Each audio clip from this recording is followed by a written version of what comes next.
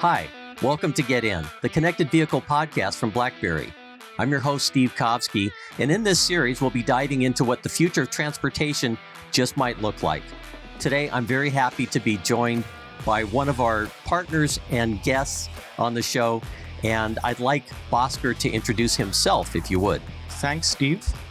Happy to be here. My name is Bhaskar Dani. I am with KPIT Technologies, which is a leading software solution provider and integrator for the automotive industry. I've been with KPIT for 18 years now, and I've been in a role where I've led primarily our automotive infotainment, connected vehicle, and outside technologies coming into the car, running in a variety of field roles. So happy to be here and looking forward to our discussion today. Bhaskar, and you're there in the Detroit area in the heart of North America's auto row. I'm interested in starting out with what your experience has been with cars and with transportation. If you can think back to when you first got behind the wheel of a car and how that has changed to today, I'd like to get a little bit of your perspective. Sure. So I grew up in India, which is primarily a two-wheeler place, and I got actually on a bike before I got behind a wheel. In the days, today India has the latest and greatest cars and features and all that, but at the time there were basically one of two cars that you could buy. There was a Fiat and there was an Ambassador, and both are today highly iconic, nostalgic brands. Both are discontinued, but from Bollywood stars to Bombay taxis, if you wanted a car, you had to get one of them, and also government officers.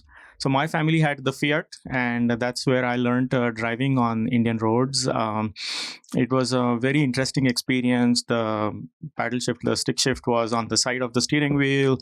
There's no power steering, no power windows. No car radios, no AC. But driving was fun, and we basically got in the car for the experience of just driving. Over time, as my education career progressed, I came to the US to study and, settled here. I went through that curve of, value for money cars, then family cars. Then I thought I had one exciting car. Then a dog-friendly car, and this year my daughter will start driving. So I'm probably going to be in a market for a highly safety-fortified electric car just in about a year. So it's been an interesting journey, and it's purely a stroke of luck that my profession ended up in the same industry. So like I said earlier, with my role in infotainment and car radios, I got to see the whole movie from single line LCD displays to display audio to projection mode to today connected services and software defined vehicles. So it's been very interesting relationship with the car industry. So one of the trends that you're really at the forefront of is, I think, personalization, because you're creating systems that the user is going to interact with directly. These are not embedded somewhere in the function of the automobile where they might not be aware of it. They're actually going to be controlling this, and it's going to be something that can help sell the car, can certainly differentiate the automobile. What are some of the trends and the challenges that you're facing in this age of personalized transportation? Well, you bring up a very interesting point. Essentially, car makers have tried to personalize cars for a while now, and from the features and functions that touch the customer directly, interaction and, nowadays voice, there is even more demand for even more personal, feature pack for that particular car, but not just the car, but also the user, the occupant, and, what driver profiles are there. And actually, it is this trend that has now reached, its hype or, peak, that is driving the most fundamental change in the industry today from a software architecture standpoint. Consumers want their cars to be latest and greatest, up to date at the point of purchase, and that's a fair expectation. But what's now changing is they also want those cars to remain up to date over the life of the cycle. And what by that it means, as their personal, to your point on personalization, as their personal digital lifestyle changes and evolves with, technology trends, and, initially we had content and apps and then favorite music. Now it's, a lot more preferred, devices and features that are coming in. They want the car experience to be consistent with that and continuous with that. And that is leading to tremendous proliferation in the amount of software variations or variants that you would launch. And the traditional software development systems and methodologies that were being used by car makers, they cannot address that problem fast enough. They cannot catch up. And so that has led to this whole initiative in the industry for what we are now calling software defined vehicle, which is fundamentally re-architect the car as a platform and not as a fixed feature set that remains monolithic for 10 years or, over the life of the car. And to be able to build a platform like that, there's a fundamental change that is happening in the core architectural foundation of the car, software architecture foundation, ability to add, adaptability and portability to the data and the applications, and all of it leading to, almost like I said, a menu card of features that customers can pick, add and subtract over the life of over the ownership of the vehicle, not just at the point of purchase. So yeah, it's very interesting question you asked, and it's actually leading to one of the most fundamental changes in the industry. This is a good point to talk a little bit about KPIT. And some of the listeners may not be familiar with the food chain of how cars come to market and the role of the original equipment manufacturers and then the rest of the community that takes part in the design and manufacture of that car. Where does KPIT fit in? Leading automotive magazines used to, and perhaps still do, publish a blow up of a car's picture every few, editions, and they would show which part came from which supplier. So steering came from a particular supplier, and then infotainment came from somebody, instrument cluster came from somebody, and the traditional development process was like that. So car makers were primarily system integrators, and the suppliers brought in multiple dedicated one function only systems that would be built to the car maker's specification. So KPIT actually found its growth in that space. Our reputation is that of an automotive embedded software developer, provider of solutions and services. And as the suppliers would create these, one function or multifunction systems, we would engage with them as well as some of the OEMs in building that software. And there would be either a software development activity going on where we would take the features and build that software, test it out, and deliver to the supplier. The supplier would then integrate that into their hardware integration, deliver to the car maker. Car maker has their own cycle of full integrated system, system test, and then that will go to production and launch. Over time, and by that I mean in the last, I want to say about 10 years, the balance is shifting. So more and more of the software portion of this activity is being brought in-house by the car makers, the OEMs as we call them. And with that transition, what is now starting to happen is a pretty significant shift in how the software integration with third-party hardware is happening. And that's where the standardization is coming in. So as we've been a automotive company for more than 20 years and very well reputed for providing both solutions and services in multiple subsystems of the car. So we had expertise in powertrain, body chassis, of course, infotainment, diagnostics, automotive architecture, AutoSAR as we call it. But it's now all coming together. And as car makers are building this software more and more in-house, there's an element of integration that is now required at a scale which has not been seen before. And so our traditional role of providing software to a set of requirements, testing it out and delivering, very at a certain quality, that is changing to a very loosely defined set of variables that are constantly changing. And OEM is defining the requirements of what car they want to launch in parallel with the development of those requirements, which are in parallel with the multiple software components that are coming from a variety of outside suppliers who are also looking to launch their latest software component versions. And so those components are also in development, and the OEMs need to cram this whole development cycle from traditional 3 years to 18 months to even 6 months at a feature level. That's causing tremendous I want to say that's causing that's really galvanizing how it's done.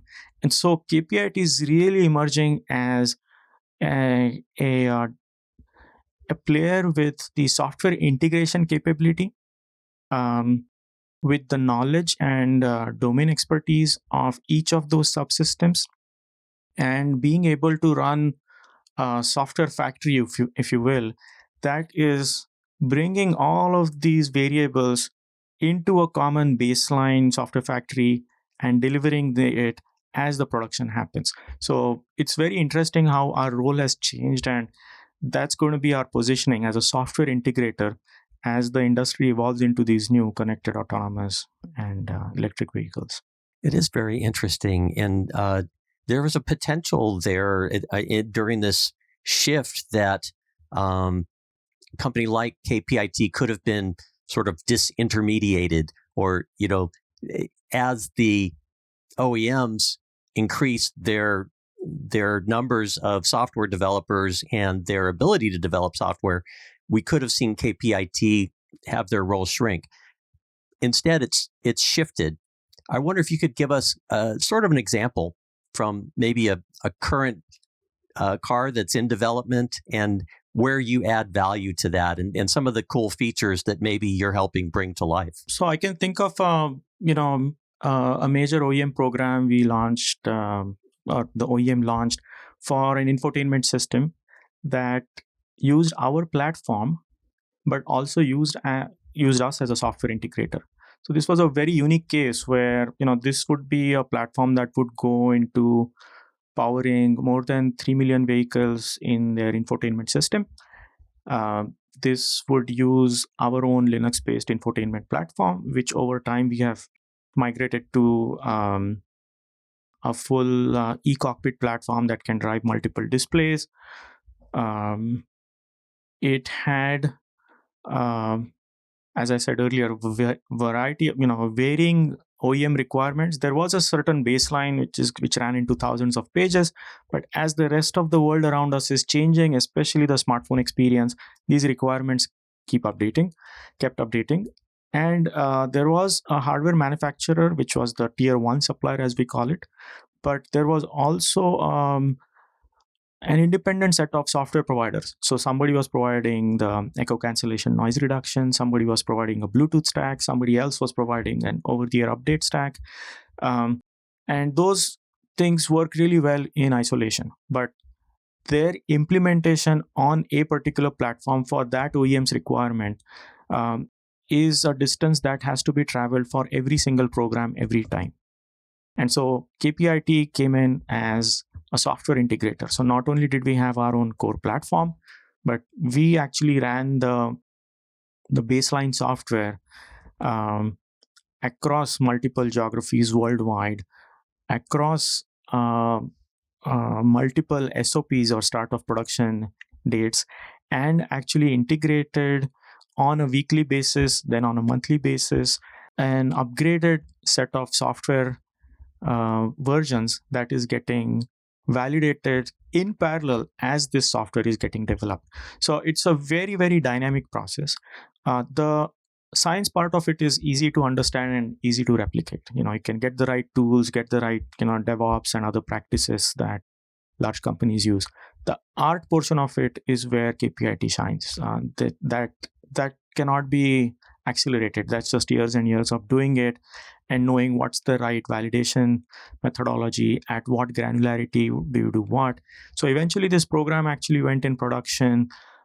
At the time of launch, it was the OEM's, I think it was the highest quality program at launch. Actually, OEMs have seen that as the software variants and the components and the requirement and the speed of it is all changing and coming together, they need a software tier one, if you will, that's sitting next to them, that is bringing all the software practices, the best practices of software development at large scale and at automotive grade. And so KPIT is actually, we are seeing tremendous growth in that part of our business now. Well, you've given me an appreciation of how complex the process is.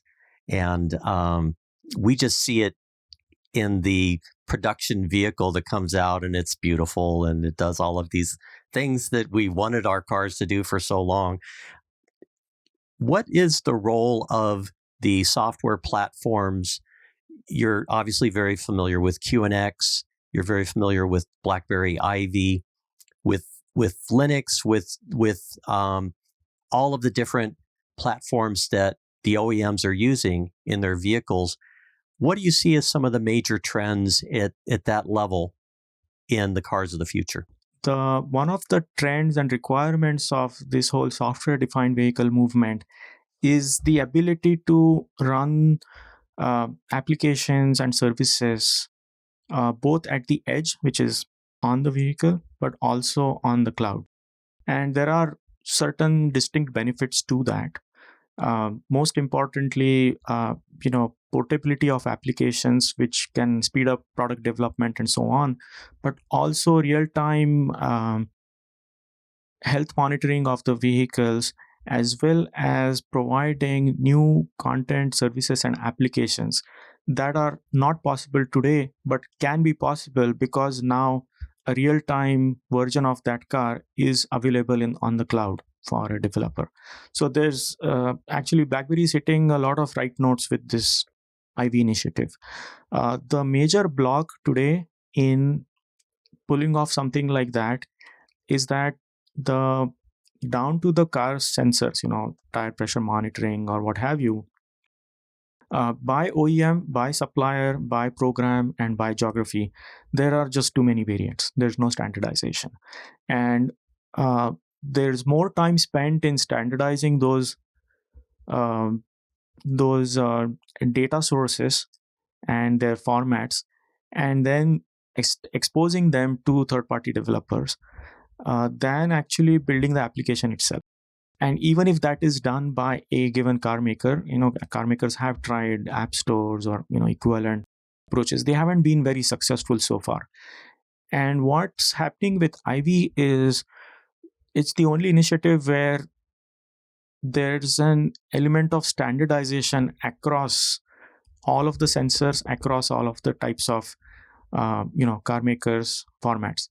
So it kind of abstracts the developers and also the car makers from having to worry about car by car, program by program, variant by variant integration effort. Once that's there, the ultimate vision of making a car available to multiple third-party developers as a platform to launch new ideas, new use cases, new services, new applications, that's possible, that is accelerated. So I think it's coming in at a very interesting time in the industry. If anything, it will accelerate the adoption of car as a platform by the developer community. That has been a challenge in the past for the car industry, just because of the sheer volumes of phones versus cars. But an initiative like this will actually accelerate that, and it will take out a lot of challenges in the process.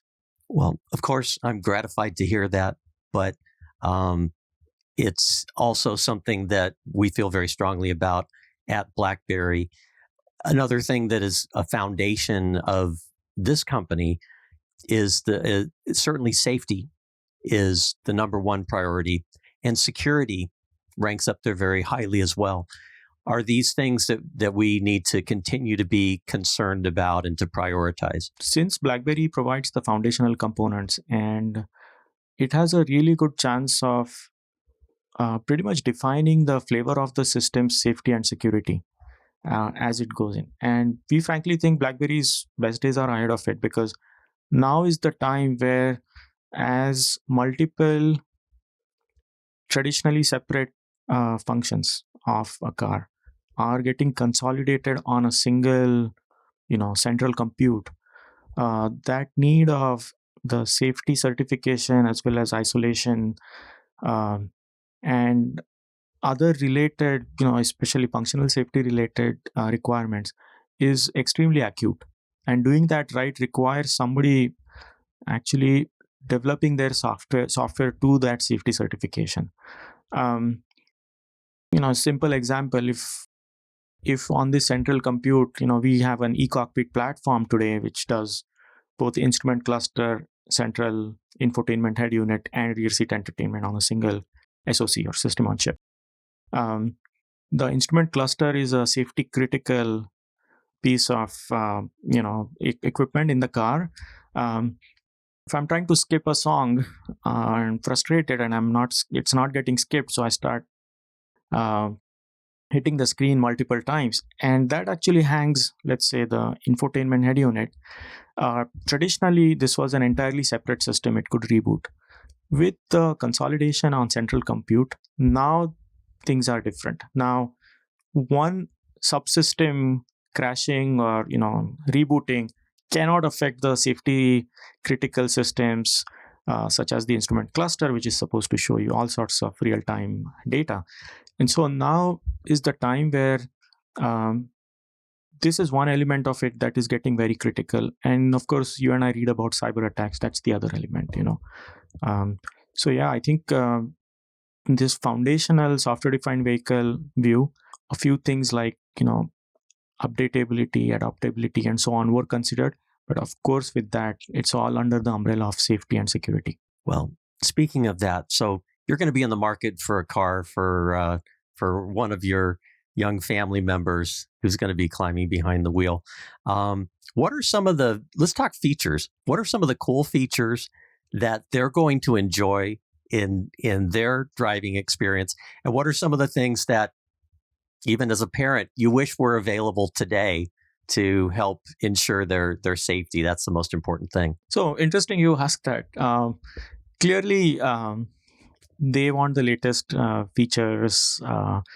Essentially, the thinking is onto, they want the driving experience, but they don't want to compromise on what they do outside of the car all day, and that's their favorite content and apps.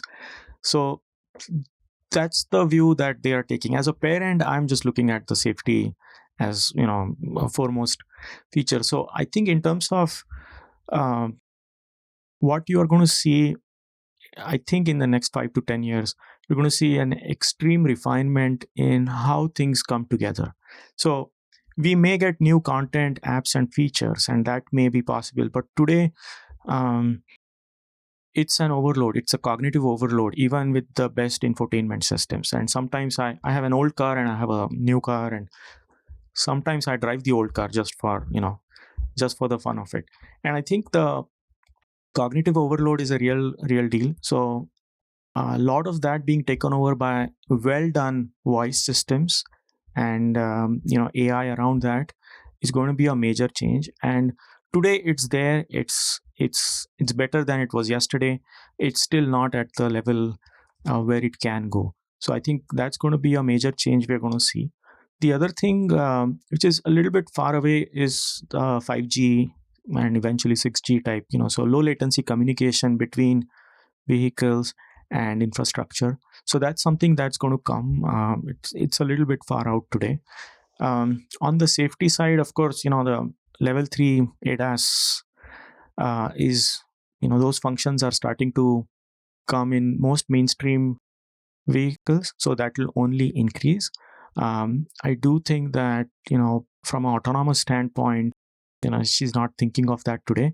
But until people really experience how good that is, today a very small portion of the market has actually seen how it feels and how comfortable it is. So I think once that becomes mainstream, we'll be able to see how that evolves. Bhaskar, Tell me about some of the recent engagements that you've had, some of the technologies that your team has been able to bring to market that you're particularly excited about. I can think of one example where we built a very interesting product as a software framework that would let car makers uh, bring in third party, we call it nomadic devices, so occupants devices into the car. So we call the product Connect, and we actually have launched it with a car maker now, and that car maker is using it for letting kids in the back use their phones to do remote control of music, navigation, send an address to car, um, do family jukebox, so all the occupants can send their favorite song, and essentially, family trip. uh, it works seamlessly. What went behind that is, one of the cool things about KPIT is our core team is very passionate about these user experiences in the car, and we've done a long set of solutions and ideation that we do, and we just go ahead and build it. And this was one such example. And in order to do that, we actually built a many to many platform that basically brings many devices of not consistent. It could be um, a phone, a tablet, a garage door opener, and what have you, all sorts of heterogeneous devices, but integrate them with the car in a very homogeneous single API type fashion. It was very, very versatile solution. Um, to push the limit on that, we actually went ahead and built an in-car gaming experience. So we brought in a game studio. Essentially, if once you have a secure point-to-point way to exchange data between the car and a third-party device, you could stretch the limit. So that's what we wanted to do. So essentially, uh, and this is a new kind of group of use cases that are starting to come on the horizon now, which is customers or cars occupants bringing their own mobile devices, or we see almost even virtual reality headsets that are integrating with the car through a platform like ours. And at that point, based on the real time braking, accelerating, cornering that perhaps your dad is doing, you could be a kid in the back playing a game, and the parameters in the game are affected in real time. So that's something that we proved out. It didn't reach production yet. We are continuing to do many things around that. So that's an example of a use case that we've actually launched. The remote control piece is already in production for a few years now, and very, very appreciated by both users of the drivers as well as the passengers. It's come so far from the games we played in the car as a child, looking for out of state license plates, or I Spy with My Little Eye, or some people remember Mad Libs and these other games, to anything to entertain the children and keep the parents' blood pressure down, right? Yeah, one of the features we built on similar lines was actually taking a feed from the camera in the car, but actually feeding it wirelessly through to the phone itself. So you could see what the car, or the rear seat passengers can see what's being seen in the back. There's another one that we built around it where the instrument clusters, the speed and the gauges, they actually get animated, and the real time replication of that on a phone. Because once you have, like I said earlier, a secure way to exchange data between the car and a device, you can do wonders. And so that's what we built, and some of that got launched in production. It was very exciting. That is very cool. You also, it kind of makes me think about, as cars become connected to each other and as they become connected to infrastructure, we have all of these smart devices. You might be playing games with people in the next car, or somebody heading the other way on the road. That could be really exciting new capabilities that we can't even dream of today. Perhaps your team can. So our industry calls that the V2X, right? Vehicle to everything. And that's going to open up an entirely new gamut of things, not just, these more consumer centric features or, fun centric features, but uh, by the time, let's imagine an autonomous environment where multiple autonomous cars are there that are communicating, and now you have a particular situation where a car, a child, and a deer, they all kind of cross at the same time, some unique situation like that. And that's new learning for the algorithms. So now that data or the learning from that needs to go back to the model that's running on the cloud, and there's that additional learning there, and now that needs to be deployed to all the cars. So you have uplink with low latency that's required, which 5Gs and such technologies will enable. And then you'll need over the air updates, downlink, that is actually making that learning as part of all the entire fleet, that next time encounters that scenario knows how to handle. And of course, extension of that is vehicle to vehicle communication and then vehicle to infrastructure communication. So those things are going to expand the possibilities of the or the realm of possibilities significantly more. So even more need for software integration. Bhaskar, the cloud is playing an increasingly important role in the development of new cars, new features. How do you think that's progressing, and what are some of the areas where it's going to have the biggest impact on car design and the delivery of these exciting new experiences? So cloud's bringing an interesting element. By itself, delivering services from the cloud to the car hasn't been new. That's been around through telematics for a while.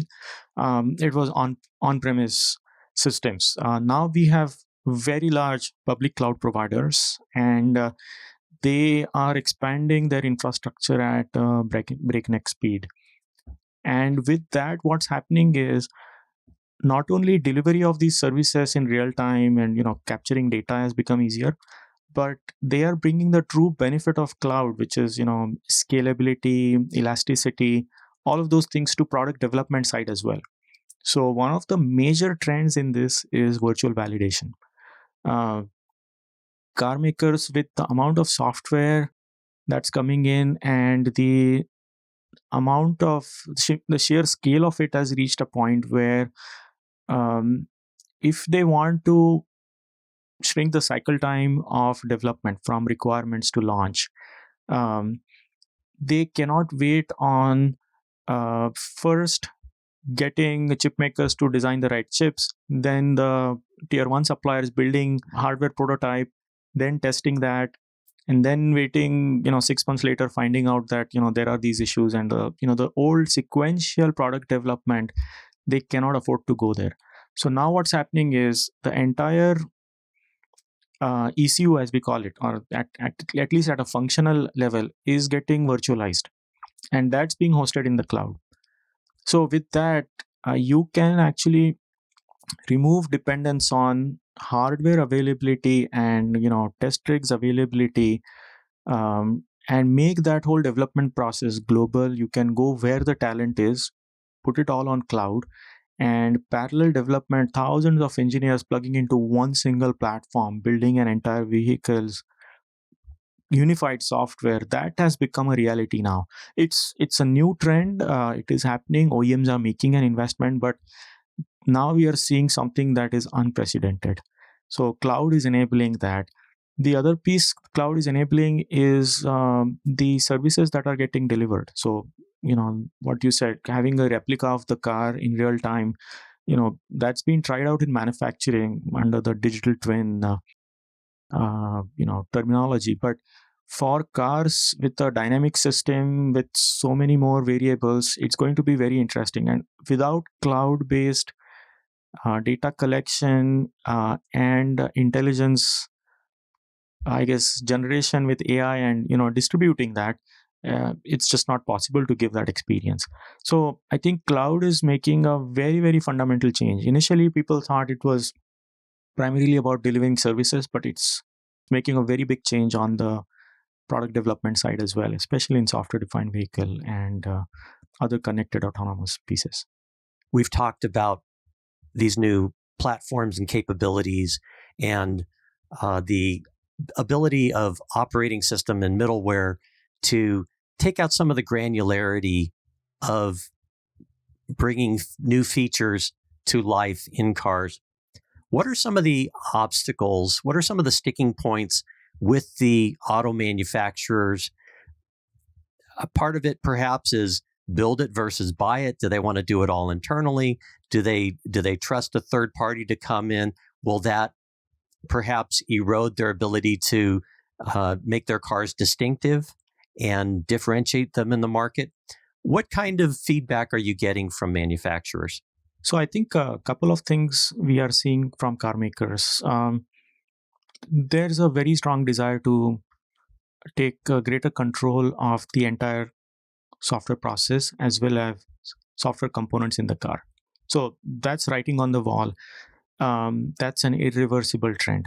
Those car makers that can invest and build thousands of engineers worth of teams for doing the software are already doing so. And those that aren't are already on their way to partner with others who can bring that. So that's an irreversible trend.